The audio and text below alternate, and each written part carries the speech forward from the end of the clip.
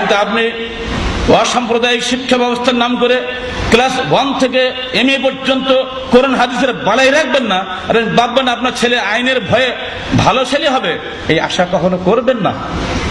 আমরা শিক্ষা বিভাগের লোক, মন্ত্রী এমপিরা শিক্ষা বিভাগের লোক নয়। যারা যেটা বুঝে তাদেরকে সেটা বলতে দিতে হবে। আমরা ছেলে পড়াই, ছেলে তৈরি করি। জীবনের ছোট থেকে এই পর্যন্ত আমি শিক্ষক, আমার বাবা শিক্ষক ছিলেন। ছেলে তৈরি করতে ছোট থেকে, ছোটবেলা তুমি লারালাপ্পা গান গাওয়া আর বড় গিয়ে একটু নসিহত করবা, জীবনে হবে না। ছেলেকে ছোট থেকে গড়ে তুলতে হবে। ধর্ম নিরপেক্ষ শিক্ষা ব্যবস্থা বাংলার জমিনে চলবে না। ধার্মিক শিক্ষা ব্যবস্থা করুন দেশে শান্তি চান।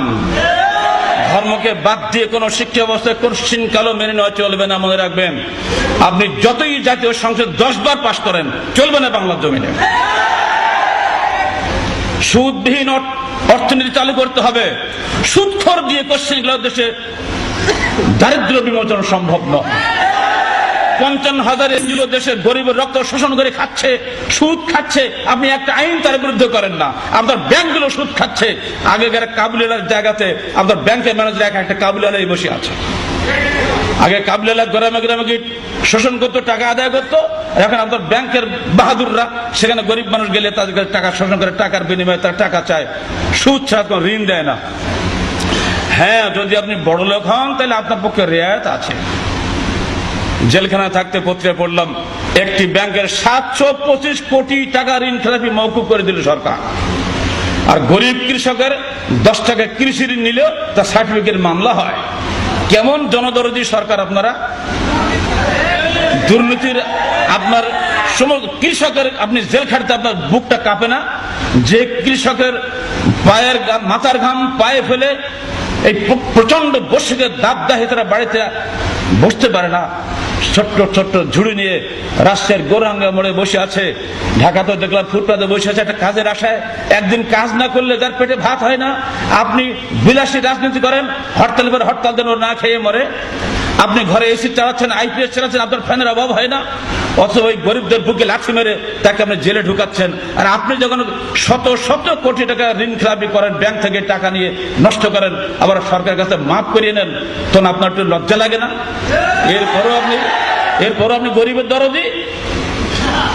কি রাজনীতি করেন আপনি? এমন আইন আপনি করেন যে আইনে একবার 54-এ কাউ ঢুকাতে পারলে বাস শেষ, জীবনে তারা বের হতে হবে না। আপনি আপনার পুলিশ যে এক গৃহবধূকে ঘর থেকে বের করে এনে অন্যের বাড়ির 3 তলায় ফেলে ওসি এবং SI দুজনে মিলে ধর্ষণ করলে, তামাম রাত ধরে সমস্ত পত্রিকা বের হলো। আপনি ওসিকে কি করেছেন? খুব বেশি বেশি ক্লোজ করে এক থানা তার এক থানায় দিয়েছে। আর কি করেছে? যদি ইসলামী আইন থাকতো, পরের দিন ওসির লাশ ফাঁসিতে ঝুলতো। সমস্ত পুলিশ সাবধান হয়ে যেত। পুলিশের ক্ষমতা হতো না আত্মশাসন করা। আজকে মেয়েদের উপরে নির্যাতন চলছে। নারী প্রধানমন্ত্রী, নারী বিদ্যুৎ মন্ত্রী, নারী স্বরাষ্ট্রমন্ত্রী, নারী কৃষি মন্ত্রী, নারী পররাষ্ট্রমন্ত্রী, নারী আর নারী।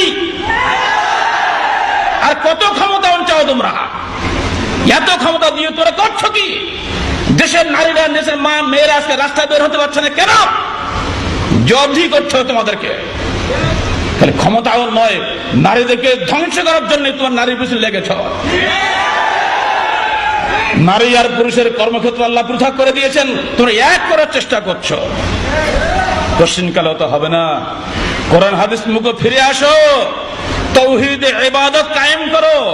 শুধু আল্লাহ বলে চিৎকার দিলে হবে না, আল্লাহর বিধান মানতে হবে। আল্লাহর বিধানের বাইরে একটা আইন যদি তোমরা করো, বাংলার মানুষ তোমাদেরকে ছেড়ে দেবে না, মনে রেখে দিও। আহলে হাদিস আন্দোলন কোরআন এবং হাদিস ভিত্তিক আন্দোলন, মানুষের রায় ভিত্তিক আন্দোলন নয়। রাজনীতিকরা ইচ্ছা মতো আইন তৈরি করছে, জীবন্ত মানুষ মানুষের পূজা করছে। আমরা বলেছি মানুষ মানুষের দাসত্ব করবে না, মানুষ আল্লাহর দাসত্ব করবে। আপনার সঙ্গে পার্থক্য হবে না? যারা রাজনীতিক তারা চাচ্ছে বাংলাদেশের মানুষ তাদের গোলামি করুক, দালালি করুক, তাদের দাসত্ব করুক। আর আমরা বলছি আপনার আনুগত্য করবো অতক্ষণ পর্যন্ত যতক্ষণ আপনার বিধান কোরআন এবং সহিহাদিসের অনুকূলে হবে, নইলে নয়। পার্থক্য হচ্ছে না এখানে? ধর্মনেতারা কি করছেন? ধর্মনেতা এরা তো তবু জীবন্ত মানুষের জীবন দাসত্ব করে, আর ধর্মনেতারা মরা মানুষের দাসত্ব করাচ্ছে আমাদেরকে বুঝাচ্ছেন তারা ও মরে গেলে কি হবে, আর মরেনি, বাবা বেঁচে আছে। হাইব্রিড ওই ল্যাংটা বীর যে জীবনের সতর থেকে হেঁটে বেড়েছিলেন আল্লাহ ভালো জানে, উগুলসার গল্প করে কখনো চটপটি বেড়েছে, কোন ল্যাংটা ঘুরে বেড়েতো, ওই বদবাক্ত মূল্য হাই করে বিশাল মাজার হয়ে গেল। মাজারের পাশে বসে বিগত প্রেসিডেন্ট, নামটা বলতে খারাপ লাগছে এখন, তিনি ভাষণ দিচ্ছেন, রেডিওতে শুনলাম যে আমি একজন নাদান মূর্খ প্রেসিডেন্ট, কিন্তু যার পাশে বসে আছে আমি বক্তব্য রাখছি, তিনি আমার ভুল শুধরে দেবেন, আল্লাহর কাছে আমাকে ক্ষমা করিয়ে দেবেন। যদি কোন দেশের প্রেসিডেন্টের আকীদা হয়, ওই দেশে কি আল্লাহর রহমত আসবে না গজব আসবে?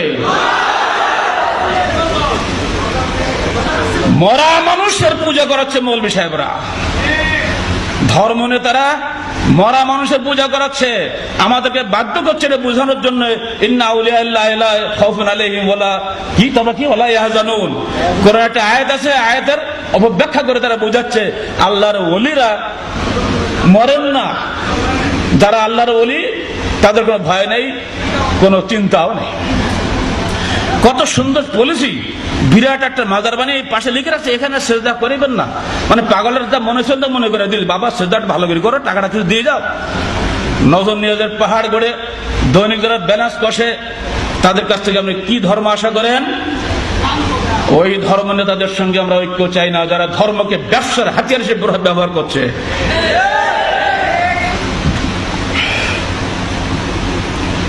এখানে গিয়ে ইহুদি নাসারাদের কথা আমাদেরকে বলতে হবে।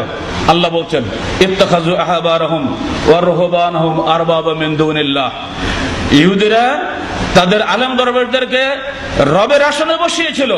ইবনে আব্বাস বলছেন তারা তাদেরকে আল্লাহ বলতো না, বরং তারা যে সমস্ত আইন করত, বিধান দিত, সেগুলি অন্ধ অনুসরণ করতো, এটাই ছিল ইবাদত।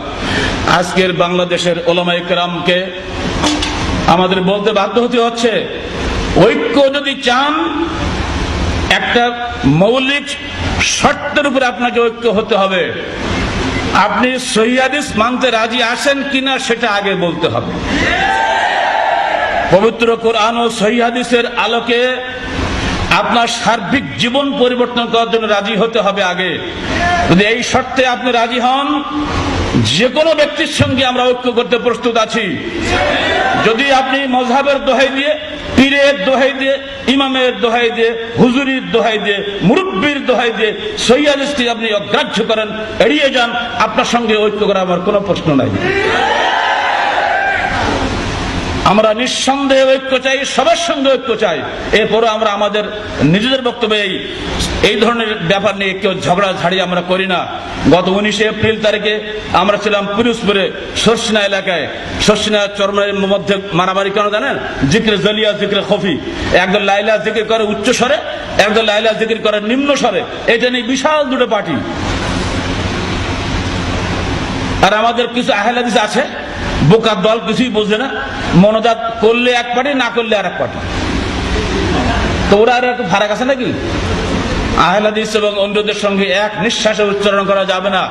প্রকৃত আহলে হাদিস তারাই যারা কোরআন এবং সহিহ হাদিসকে অগ্রাধিকার দিয়ে জীবনের সর্বক্ষেত্রে কাজ করেন। আর যারা এটা করেন না, তারা নিঃসন্দেহে আহলে হাদিস নন। হতে পারেন তারা আহলে হাদিস বাপের সন্তান। আজকে এই বিষয়গুলি আমাদের খেয়াল রাখতে হবে। রাজনৈতিক ক্ষেত্রে আমরা ঐক্য চাইব, যে কোনো মূল্যে ঐক্য চাইতে হবে। আমাদেরকে সবর করতে হবে, ধৈর্যের উপদেশ দিচ্ছি আমরা কর্মীদেরকে। কোনো অবস্থায় গোঁড়ামি চলবে না, কোনো অবস্থায় চরমপন্থা চলবে না, কোনো অবস্থায় শৈথল্যবাদী হওয়া যাবে না। অতি নরমপন্থী, অতি চরমপন্থী দুটোই খারাপ।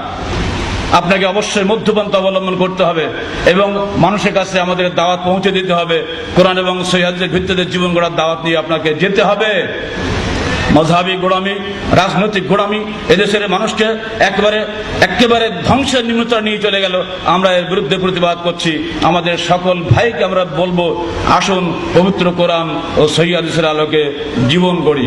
পরিশেষে ঢাকা জেলা আন্দোলনের দায়িত্বশীল ভাইদেরকে আমি নিজের পক্ষ থেকে এবং কেন্দ্রীয় সংগঠনের পক্ষ থেকে আন্তরিক মোবারকবাদ জানিয়ে আজকের মতো এখানে শেষ করছি। আসসালামু আলাইকুম।